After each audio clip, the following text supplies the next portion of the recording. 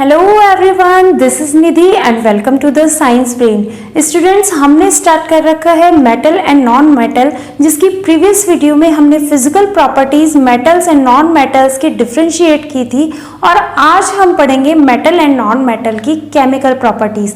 तो चलिए स्टार्ट करते हैं।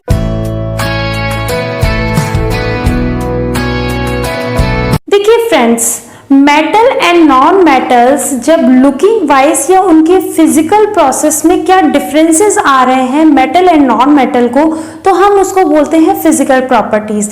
बट उनकी केमिकल रिएक्शंस में क्या चेंजेस आ रहे हैं मेटल एंड नॉन मेटल को, उसको डिस्क्राइब करते हैं केमिकल प्रॉपर्टीज किसके through, metal and non metal के।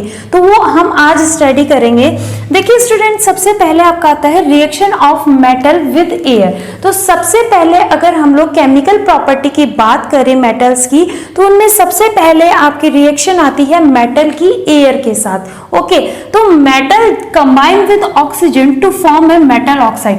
जब मेटल जो है ऑक्सीजन के साथ रिएक्ट करता है, एयर का मतलब क्या है, ऑक्सीजन, तो जब मेटल जो है वो ऑक्सीजन के साथ रिएक्ट करता है तो एक ऑक्साइड का फॉर्मेशन होता है। ओके, अगर हम इसके एग्जांपल की बात करें या जनरल रिएक्शन की बात करें, तो metal is react with oxygen to form a metal oxide. For example, अगर मैं कॉपर की रिएक्शन ऑक्सीजन के साथ करवाऊं, तो कॉपर आपको पता है कि एक मेटल है और कॉपर की रिएक्शन में ऑक्सीजन के साथ करवा दूं तो क्या बनेगा, कॉपर ऑक्साइड बनेगा। इसी तरीके से एल्यूमिनियम की रिएक्शन में ऑक्सीजन के साथ करवाऊं तो क्या बनेगा, एल्यूमिनियम ऑक्साइड बनेगा।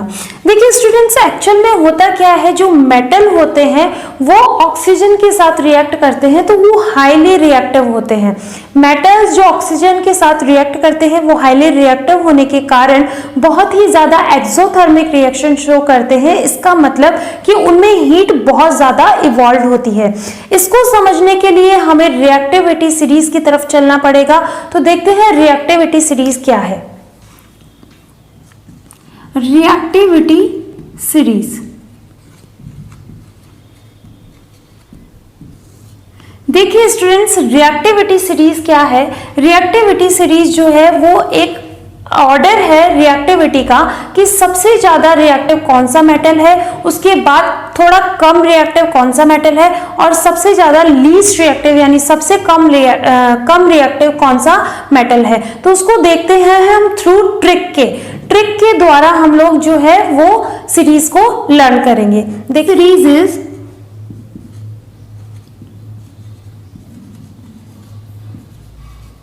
जिंक, आयरन,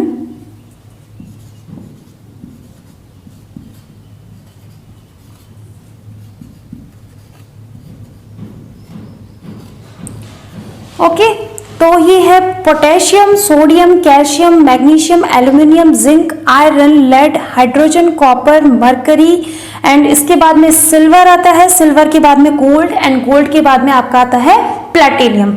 ओके, तो इसको हम लोग बोलते हैं रिएक्टिविटी सीरीज, जिसमें से आपकी ये जो दो ऊपर वाले हैं ये बहुत ज्यादा मोस्ट रिएक्टिव, जिनको हम लोग बोल सकते हैं मोस्ट रिएक्टिव एलिमेंट्स होते हैं। ओके, एंड जो लास्ट वाले होते हैं वो होते हैं आपके लीस्ट रिएक्टिव।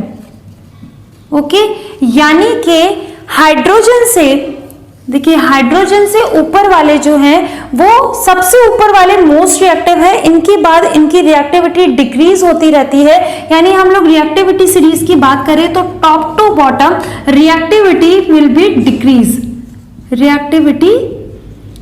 डिक्रीज। ओके, तो रिएक्टिविटी जो है वो टॉप टू बॉटम डिक्रीज होती रहती है। सबसे ऊपर वाले मोस्ट रिएक्टिव होते हैं और सबसे लास्ट वाले जो होते हैं वो लीस्ट रिएक्टिव होते हैं। तो देखिए स्टूडेंट, सबसे ऊपर जो होता है उसको कहते हैं अपन पोटेशियम एंड सोडियम। सबसे पहले तो आपको ये जो रिएक्टिविटी सीरीज है उसको इसी सीक्वेंस में याद करना है, इसलिए मैं आपको पहले ट्रिक बता देती हूं कि इसकी ट्रिक क्या है याद करने की। देखिए, कान्हा, ठीक है, इसको आपको मिक्स करके बोलना है। कान्हा का मैजिक ऑल जिंदगी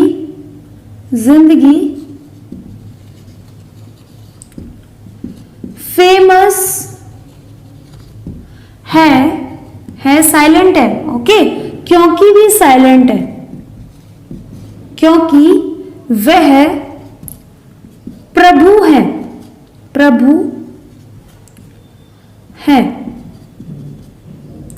क्यों, ये क्यों आप देख लेना, ये मात्राएं थोड़ी सी गलत हो सकती है। क्यों होंगे आज और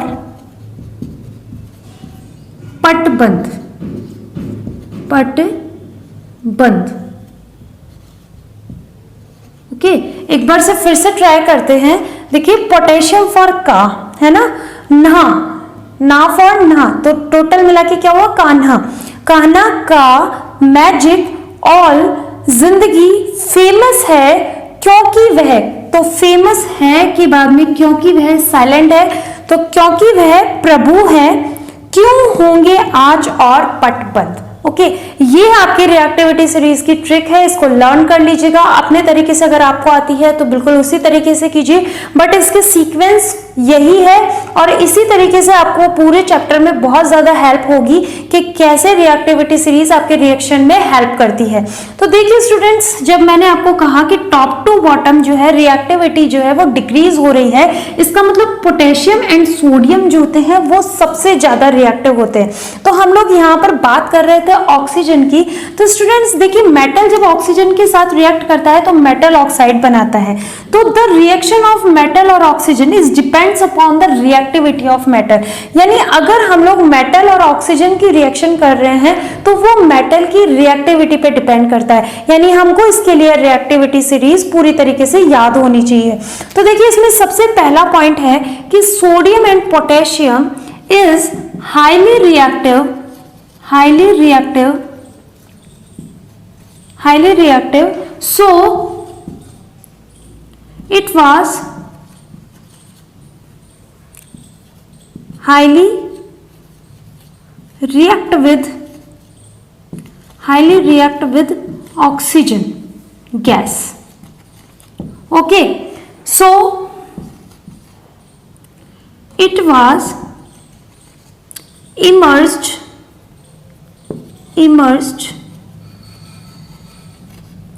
into kerosene। ओके, देखिए क्या होता है कि सोडियम एंड पोटेशियम जो होते हैं वो बहुत ज्यादा रिएक्टिव होते हैं। बहुत ज्यादा रिएक्टिव होने के कारण मेटल जब ऑक्सीजन के साथ रिएक्ट करते हैं तो ये एक एक्सोथर्मिक रिएक्शन शो करते हैं। एक्सोथर्मिक रिएक्शन शो करते हैं तो बहुत ज्यादा एकदम से विग्रेसली जो होता है वो हीट बाहर निकलती है, और विग्रेसली हीट बाहर निकलने के कारण ये रिएक्शन जो होती है ये वायलेंट शो करती है। ठीक है, इसीलिए जब भी आपको कभी लैब में जाने का मौका मिले या देखने का मौका मिले तो सोडियम मेटल को जब भी आप बाहर निकालेंगे तो वो एकदम से ब्लास्ट हो जाएगा, ब्लास्ट करेगा, क्योंकि उसमें से हीट निकलेगी और वो बहुत ही जल्दी ऑक्सीजन के साथ रिएक्ट करता है। इसी कारण से मेटल को यानी सोडियम और पोटेशियम को हम लोग खुले कभी भी नहीं रखते हैं, उसको केरोसिन के अंदर रखते हैं, केरोसिन के अंदर इमर्ज करते हैं। केरोसिन के साथ ये ज्यादा रिएक्टिव नहीं होता है, यानी बिल्कुल भी रिएक्टिव नहीं होता है, लेकिन जैसे हम इसको बाहर मॉइस्ट एयर में लेके आते हैं ये बहुत ही जल्दी रिएक्टिव हो जाता है due to high reactivity of the reactivity series. Okay, next जो अगर हम बात करें like gold and silver does not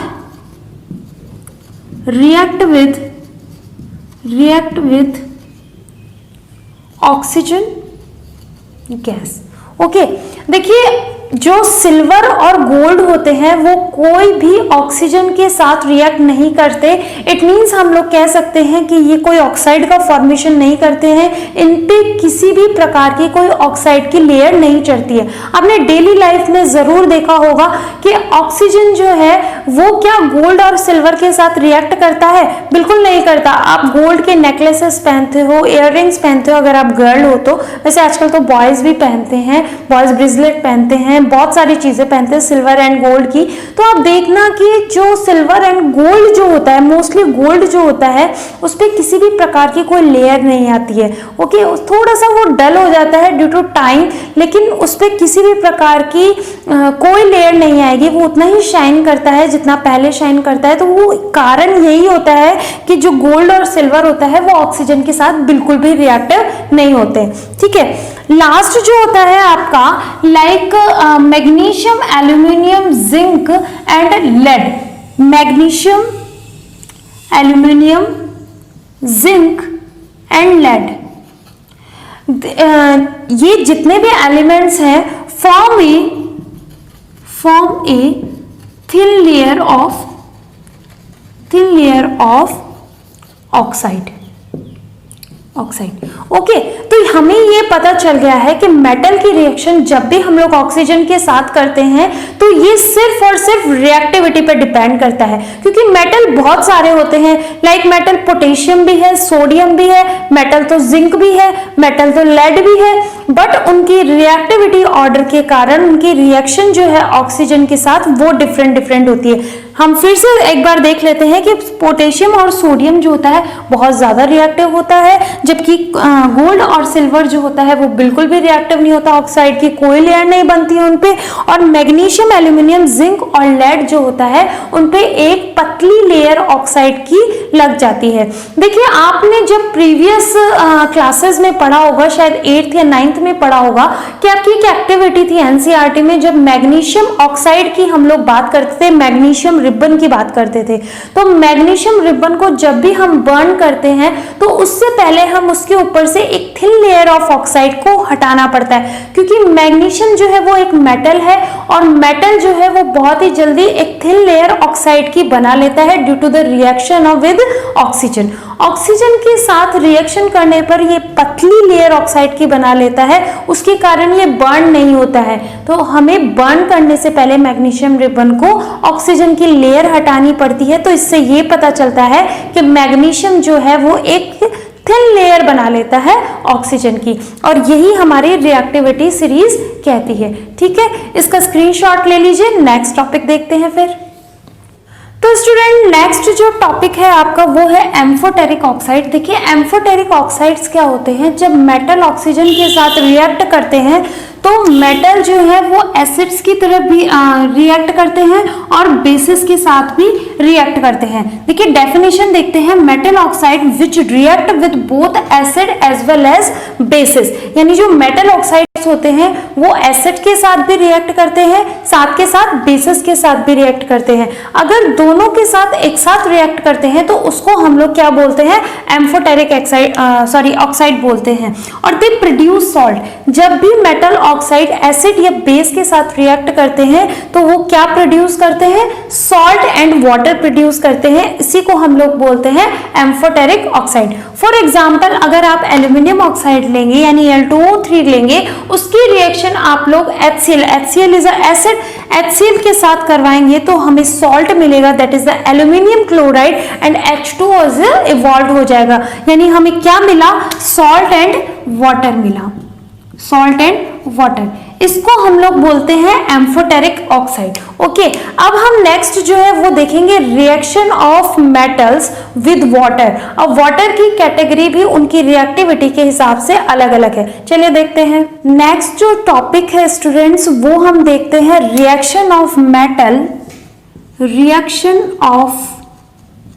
metal with water.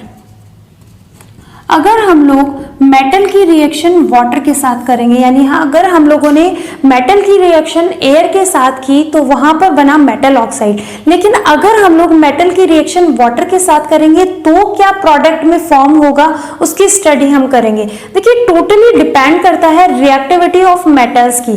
तो आपको बहुत अच्छे से रिएक्टिविटी सीरीज तो आनी चाहिए, साथ में आपको पता होना चाहिए कौन सा मेटल ज्यादा रिएक्टिव है और कौन सा मेटल लीस्ट रिएक्टिव है। तो देखिए स्टूडेंट्स, जो लीस्ट रिएक्टिव है यानी कि जो हाइड्रोजन से नीचे वाले जितने भी एलिमेंट्स हैं वो बिल्कुल भी वाटर के साथ रिएक्ट नहीं करेंगे। ओके, फिर से सुनिए, हाइड्रोजन के साथ जो नीचे वाले जितने भी एलिमेंट्स हैं, जितने भी मेटल हैं, वो वाटर के साथ रिएक्ट नहीं करेंगे। अब बात करते हैं हाइड्रोजन से ऊपर वाले की, तो सबसे ऊपर आपका आता है पोटेशियम एंड सोडियम।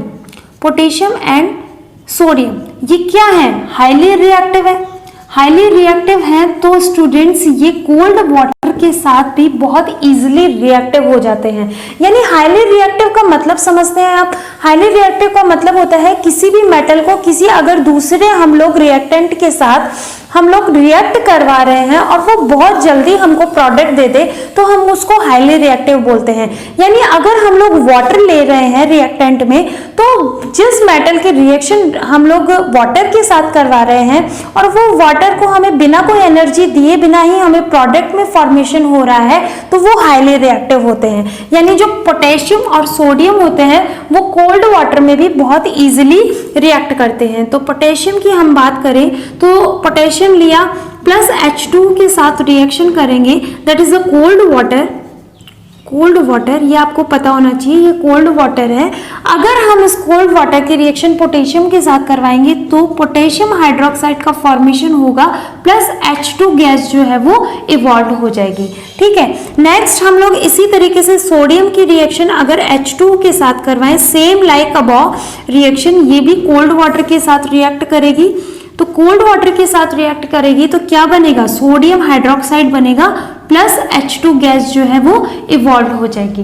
ठीक है, ये दोनों ही रिएक्शन जो है वो हाईली रिएक्टिव है, इसीलिए इसको हम लोग एक्सोथर्मिक रिएक्शन भी बोलते हैं। एक्सोथर्मिक रिएक्शन, एक्सोथर्मिक रिएक्शन का मतलब होता है स्टूडेंट्स कि बहुत ज्यादा रिएक्शन के बाद में हीट का इवॉल्व होना, हीट का निकलना, इसको हम लोग बोलते हैं एक्सोथर्मिक रिएक्शन।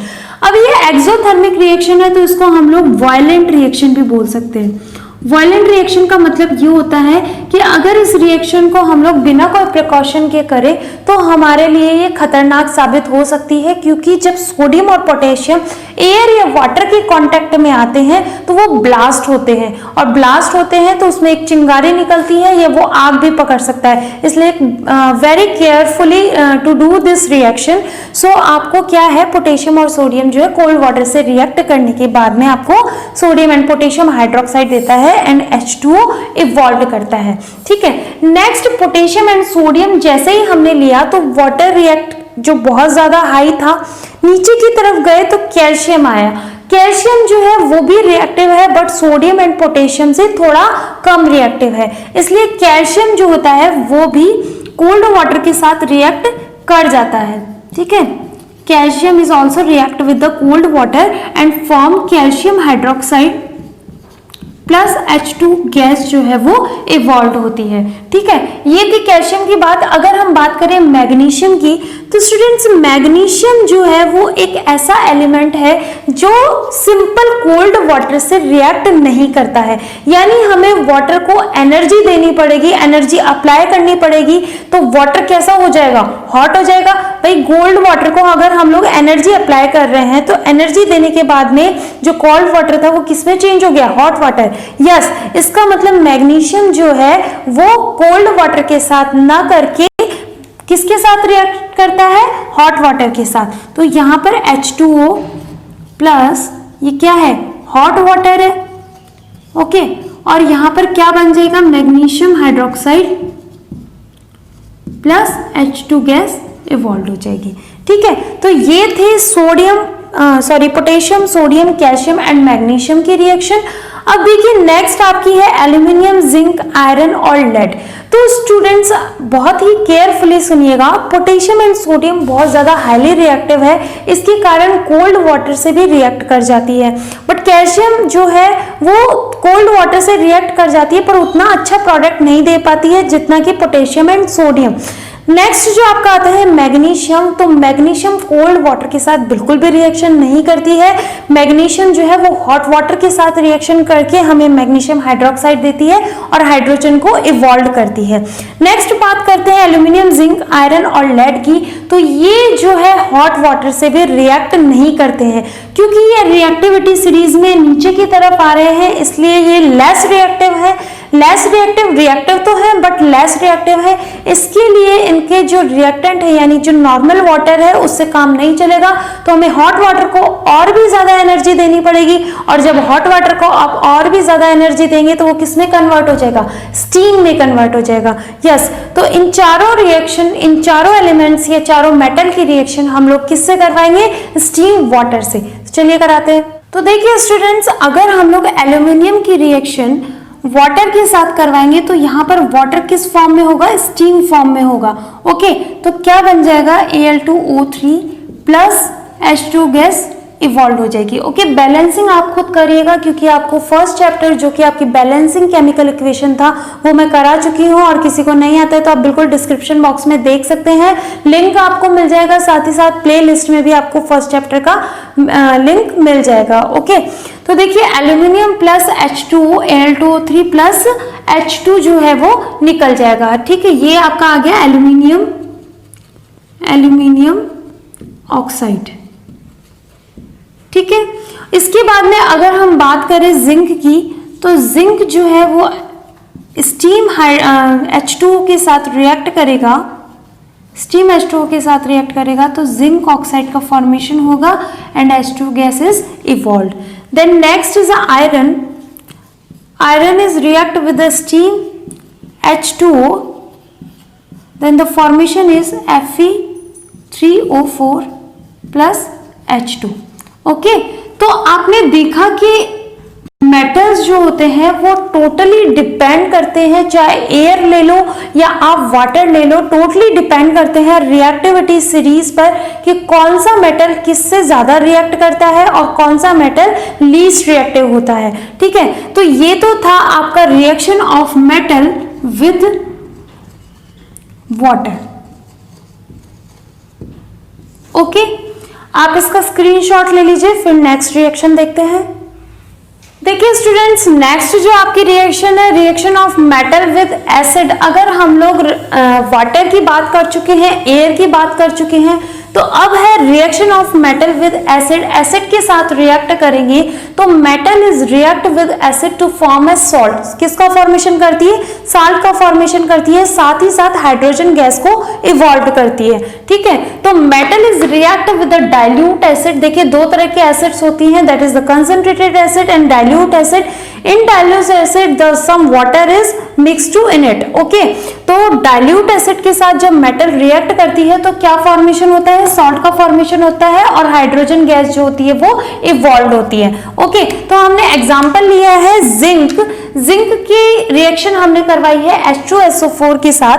तो H2SO4 जो है उसने क्या बनाया, जिंक सल्फेट बनाया, जिंक सल्फेट बनाया, साथ ही हाइड्रोजन गैस को इवॉल्व कर दिया। ठीक है, नेक्स्ट हमने एग्जांपल लिया है मैग्नीशियम का, वही रिएक्शन करवाई है डाइल्यूट के साथ। तो ये डाइल्यूट सल्फ्यूरिक एसिड है, सल्फ्यूरिक एसिड। सल्फ्यूरिक एसिड की रिएक्शन जब हमने मैग्नीशियम के साथ करवाई तो मैग्नीशियम सल्फेट बनता है प्लस H2 गैस जो है आपकी इवॉल्व होती है। देखिए जब मेटल की रिएक्शन हम लोग डाइल्यूट एसिड के साथ करते हैं तो सॉल्ट का तो फॉर्मेशन होता है स्टूडेंट्स, लेकिन अगर मान लीजिए आपको ऑप्शन में दे दिया जाए कि आपको मैग्नीशियम दे दिया जाए, जिंक दे दिया जाए, साथ ही साथ आपको कैल्शियम दे दिया जाए या आयरन दे दिया जाए, तब आपसे पूछा जाए कि इनमें से सबसे जल्दी जो है वो कौन सा मेटल एसिड के साथ रिएक्ट करेगा, तब आपको हेल्प मिलेगी इस रिएक्टिविटी सीरीज की। जो रिएक्टिविटी सीरीज में सबसे ऊपर की तरफ मेटल आता है वही सबसे ज्यादा रिएक्टिव होगा। इसलिए मैं बार बार कह रही हूं कि रिएक्टिविटी सीरीज को आप लर्न कर लीजिए। ओके, नेक्स्ट जो है आपका topic reaction of metal with solution of other metal salt.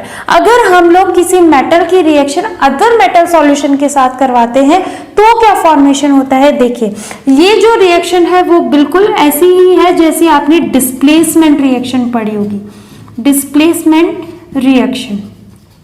Okay देखिए, अगर कोई मेटल ए है और उसका हम सॉल्ट के साथ रिएक्ट करवाएं तो वो सॉल्ट सॉल्यूशन बनता है और मेटल बी जो है वो इवॉल्व हो जाता है। लाइक आयरन है, आयरन का अगर हम सॉल्ट सॉल्यूशन कॉपर सल्फेट के साथ रिएक्ट करवाएं तो क्या बन जाएगा, यहाँ पर ये जो आयरन है ये कॉपर को डिस्प्लेस करके क्या बन जाएगा, फेरस सल्फेट बन जाएगा और कॉपर जो है वो इवॉल्व हो जाएगा।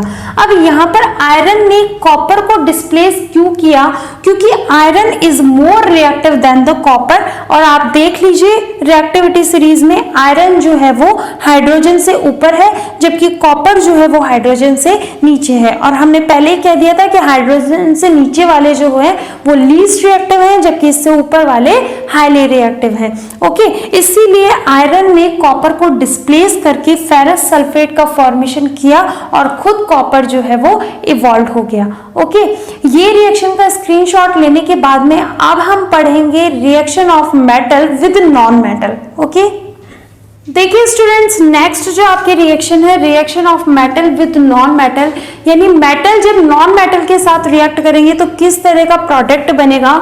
Metal and non metal have tendency to attain a completely filled valence shell. देखिए मेटल एंड नॉन मेटल जो होता है जब आपस में रिएक्ट करते हैं तो दोनों को ही जरूरत होती है अपना ऑक्टेट कंप्लीट करने की।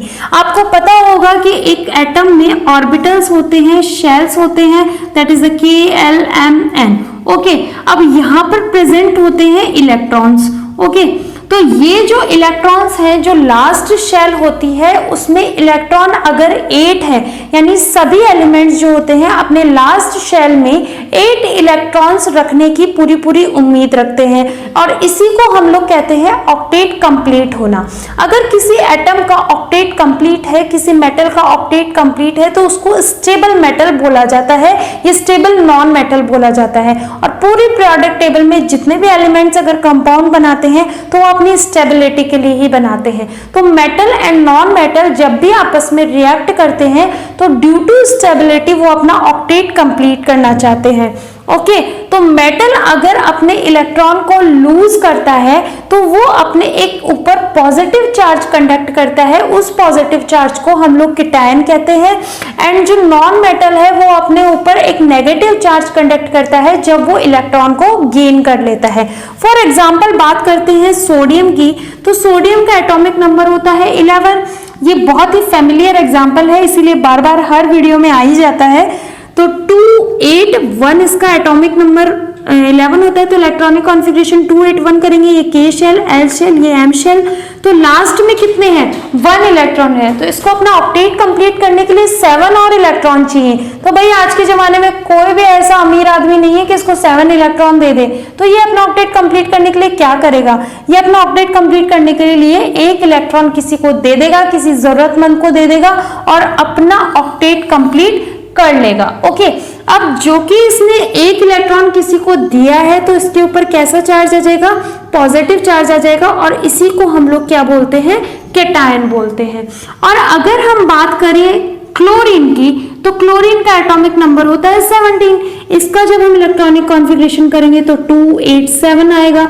ओके, और इसको अपना ऑक्टेट कंप्लीट करने के लिए कितने इलेक्ट्रॉन्स की जरूरत है, 8 कंप्लीट करने के लिए ओनली 1 इलेक्ट्रॉन की जरूरत है। तो ये 1 इलेक्ट्रॉन ये दे तो रहा है, सोडियम बेचारा दे रहा है, सोडियम दे रहा है, इसको चाहिए अपना ऑक्टेट कंप्लीट करने के लिए। तो इस पे कैसा चार्ज आ जाएगा भाई, 1 इलेक्ट्रॉन जब ये मांग रहा है तो इस पे नेगेटिव चार्ज आ जाएगा जिसको हम क्या बोलते हैं, एनायन बोलते हैं। ओके, और ये कैटायन और ये एनायन मिलके एक सॉल्ट का फॉर्मेशन कर लेंगे, एक कंपाउंड का फॉर्मेशन कर लेंगे, दैट इज NaCl, जिसको हम लोग कॉमन सॉल्ट भी बोलते हैं।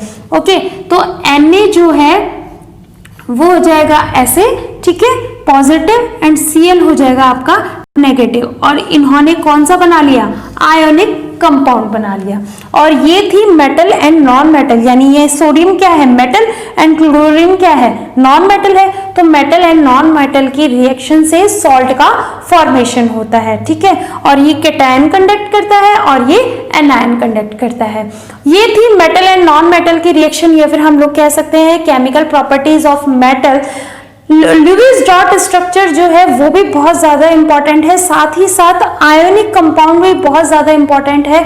तो इस क्लास को मेंटेन करके रखेंगे। नेक्स्ट वीडियो में हम लोग आयोनिक कंपाउंड कैसे बनाते हैं वो देखेंगे, साथ ही साथ इन आयोनिक कंपाउंड का लुईस डॉट स्ट्रक्चर कैसे बनता है वो भी देखेंगे। तो उसके लिए आपको क्या करना है, आपके इस साइड में जो है रेड कलर से लिखा हुआ सब्सक्राइब बटन, उसको दबा दीजिए, उसके साथ साथ बेल आइकन को भी प्रेस कर दीजिए, क्योंकि सब्सक्राइब करेंगे तभी तो मैं आपके पास आऊंगी नोटिफिकेशन लेकर के जरूरी इंफॉर्मेशन के साथ। तो जल्दी से जल्दी सब्सक्राइब बटन को दबा दीजिए। अपना ध्यान रखिएगा, हैप्पी रहिएगा। मिलेंगे जल्दी ही नेक्स्ट वीडियो में।